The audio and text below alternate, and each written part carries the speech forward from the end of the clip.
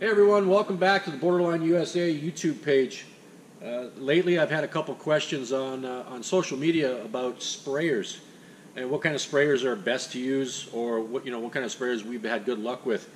We're going to start off with the small the poly sprayers. We use these for two separate things. The first is we use a trolley lubricant. If you're familiar with our website or our videos, we'll carry around a small sprayer like this, and it'll have a pink liquid in it, and we spray it on the curb before we trowel. That is a trolley lubricant. It's a finishing aid. It controls the evaporation of your concrete, and it makes it a heck of a lot easier to get your concrete smooth and finished. If it's something that you've never tried, you've been curbing a while, and you don't put anything on your concrete before you trowel, it's something that you can try. We have sample packs here. You can go ahead and order one, give it a shot. If you like it, great. If not, at least you gave it a shot. We also use these small sprayers for mineral spirits. Okay, mineral spirits or paint thinner, which is basically, in a nutshell, is the same thing. But we use that when we're burning our curb for when we're stamping. Okay, I would kind of refer you to some of the other videos that we've done showing some of the techniques and things like that for for what we're doing with the stamping.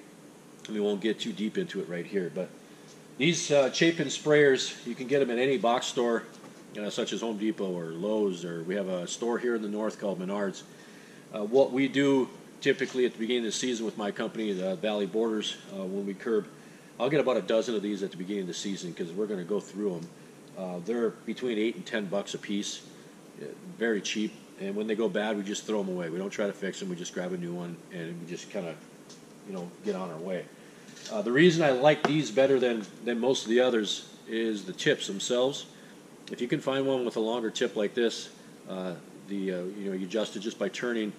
It seems like the spray is a lot better. You can get the smaller ones, and it's really, really hard to adjust the spray. It's either too fine or too heavy, and it just gets to be kind of a pain. These come in ones. Twos. I think it might even be a 3-gallon one. When you're pulling these around a property, and it's easier, we feel, with just a 1-gallon. We just keep filling it up. It's not a big deal. These, if you're using for mineral spirits, which is a mild solvent, obviously you have rubber seals in here.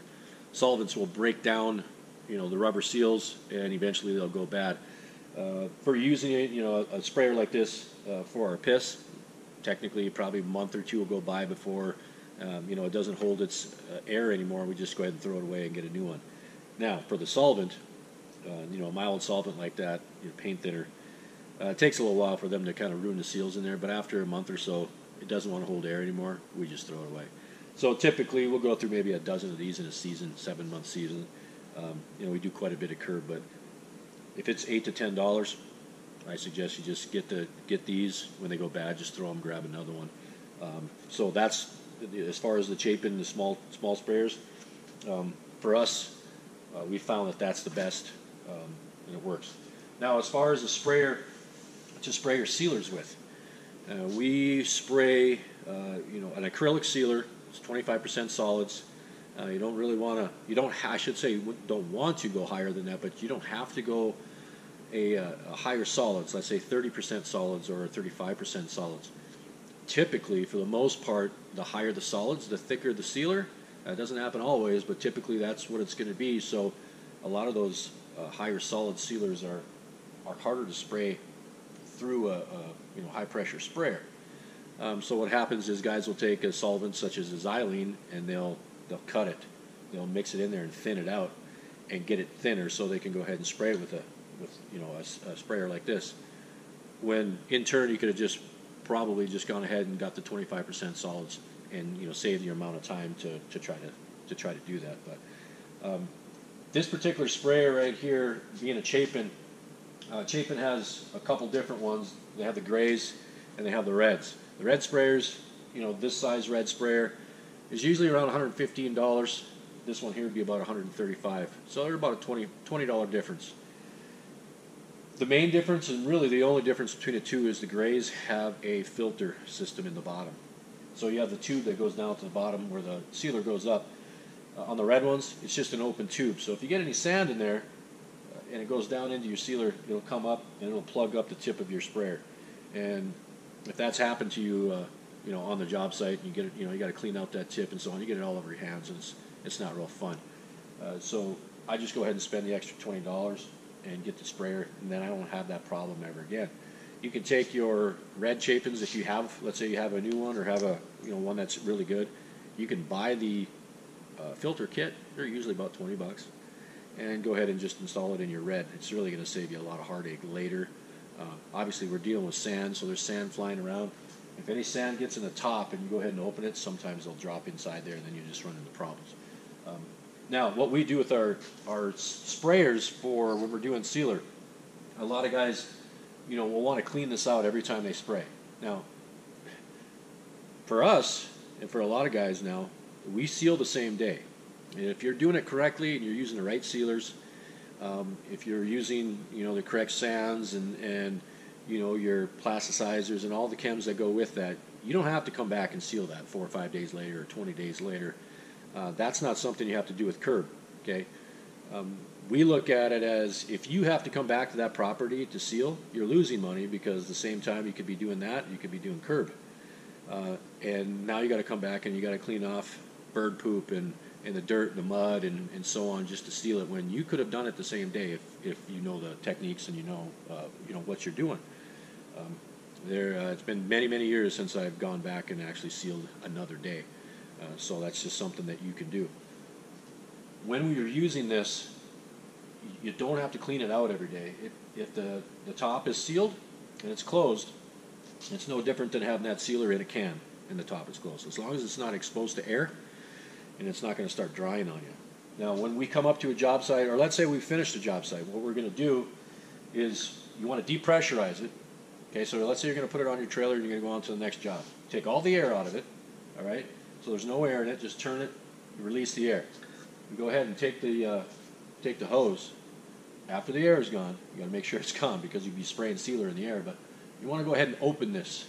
Okay, and usually I do that for about a 30 count, about 30 seconds, and I just sit there and count, because when you open that, all that sealer that's in the hose will then go to the bottom of the can.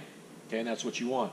If it's really hot and that's under, let's say you left that under pressure on your trailer and it's really warm outside, what's going to happen is the sealer that's in here under pressure will start to gel on you and get really, really thick. And we've done it even, at the end of last year. Remember, we, accidentally didn't release the air and it was left there all weekend. It was really hot. Come to a job next time, what you're going to have to do is take that wand off, just like it is like this, pressurize it really, really high, and open it up, and it'll just barely start to come out. And you're going to have to sit there and try to get all that gel, or basically all that really thick syrupy sealer, out of your hose, okay, until it starts to actually take the liquid from the bottom again, okay, to clean it out. If you just get all that air out of there, get all that sealer out of there, let it drop to the bottom, you're going to be fine for the next one. Now, when we come to the next job, what we do, if it's going to be sealed, I'll take this off the trailer, put it on the ground. I have a can of xylene with me all the time, because xylene will cut and will dissolve sealer, because it's a really heavy solvent. Go ahead and take the tip, because typically you'll have a little bit left on the tip, and sometimes that gets kind of plugged up. And if you're like me and you've curbed for a while, usually a razor blade or something like that, try to clean it out. But what you can do instead of having to do that is just take that can of xylene and just stick the wand in it. It's still hooked up to this, just stick the wand in it and go ahead and curb. When it's time to seal, before you leave, you go back there and grab it.